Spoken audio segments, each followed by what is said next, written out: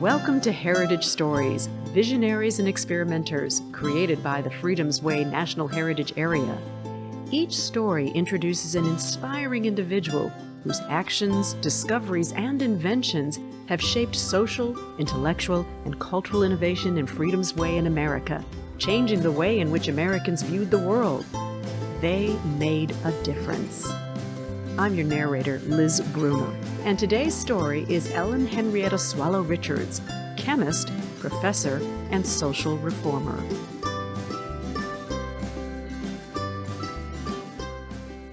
When Ellen Swallow Richards, one of the most influential chemistry minds of the late 19th century, found herself the first female student at the Massachusetts Institute of Technology, she had to calm her doubters by offering not just her scientific knowledge, but her sewing skills.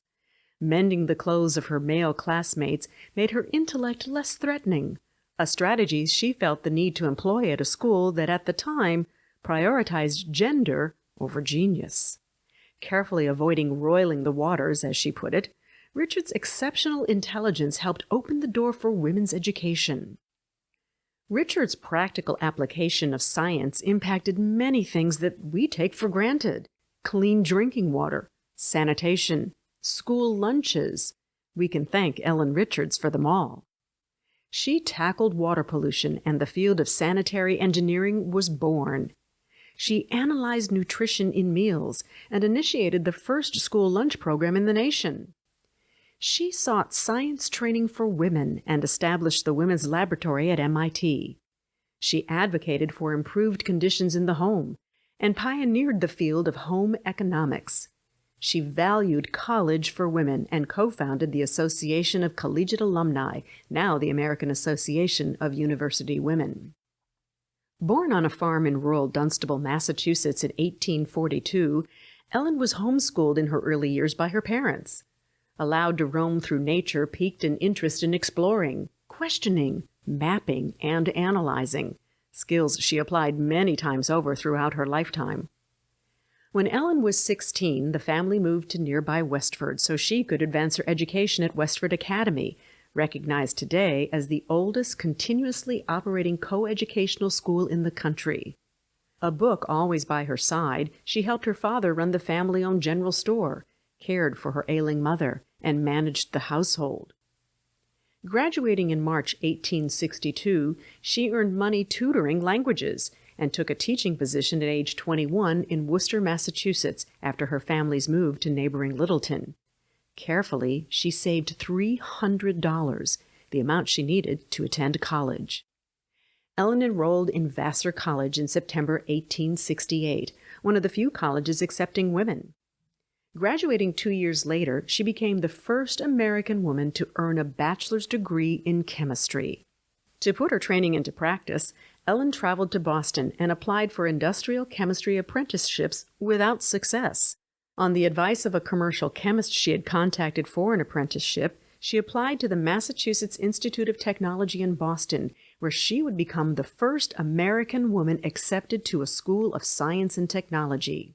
MIT's records of the December 1870 meeting, at which they accepted her as a tuition-free special student in chemistry, noted that her admission did not establish a precedent for the general admission of females. Ellen later learned her tuition had been waived so President Runkle could say, "I was not a student, should any of the trustees or students make a fuss about my presence."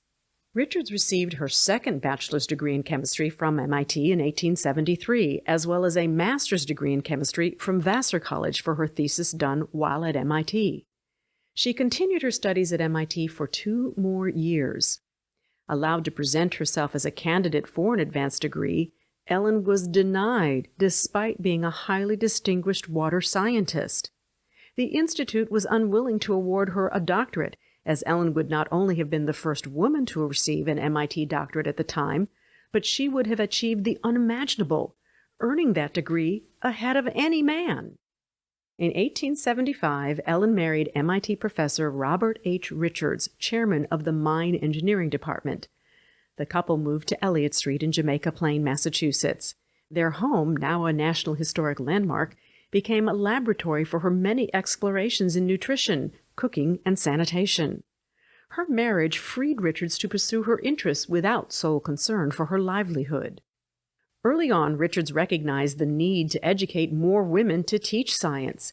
She persuaded MIT to provide space for that purpose and successfully procured funding for the purpose of laboratory equipment from the Women's Education Association of Boston. The MIT Women's Laboratory opened in 1876. Richards donated her services, teaching nearly 500 women before it closed in 1883 with the opening of a new coeducational laboratory. Shortly after, Richards received a faculty appointment as instructor in sanitary chemistry, a position she held for 27 years. In the late 1880s, Richards directed a comprehensive Massachusetts water survey, pioneering the field of sanitary engineering.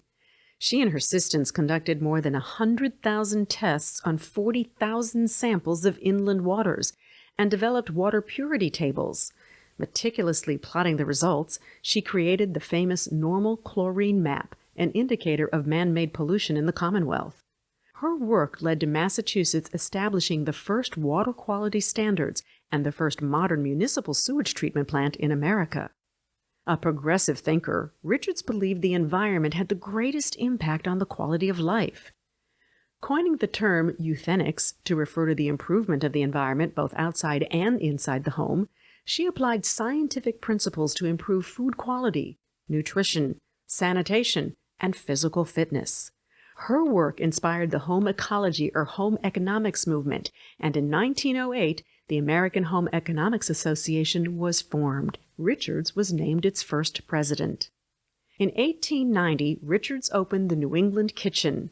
A scientific takeout restaurant, the kitchen offered economical, nutritious meals to the urban poor, while demonstrating sanitary cooking methods. A request in 1894 led to the development of a school lunch program for Boston Latin High School that became a model for other cities. Richards took the Rumford Kitchen to the Massachusetts exhibit at the 1893 World's Columbian Exposition in Chicago, where she served 10,000 visitors nutritionally balanced, inexpensive lunches. Her book, The Chemistry of Cooking and Cleaning, a Manual for Housekeepers, led to the passage of the first Food and Drug Act. At the time of her death in 1911, Richards was a respected chemist with numerous pioneering achievements. In 1973, MIT established the Ellen Swallow Richards Professorship for Distinguished Female Faculty Members, recognizing her contributions. Once overlooked by virtue of being a woman, she had become a force for social reform, improving the quality of American life. Ellen Swallow Richards never lost sight of the challenges she had faced. She advocated for the education of women in the sciences, lifting them up while using her knowledge to change the world. We hope you enjoyed this episode of Heritage Stories. Each story provides insight into the lives of individuals who were born or lived with the Freedom's Way National Heritage Area and were shaped in some way or another by their time here. These are individuals who have made a difference and were at the forefront of social, intellectual, and cultural innovations that relate to new things or ideas that the world, or at least Americans, have never seen before, proving enormously influential on American culture, making Freedom's Way a region of firsts in American invention, thought, and design. To learn more, please visit us today at freedomsway.org and let us know what you think.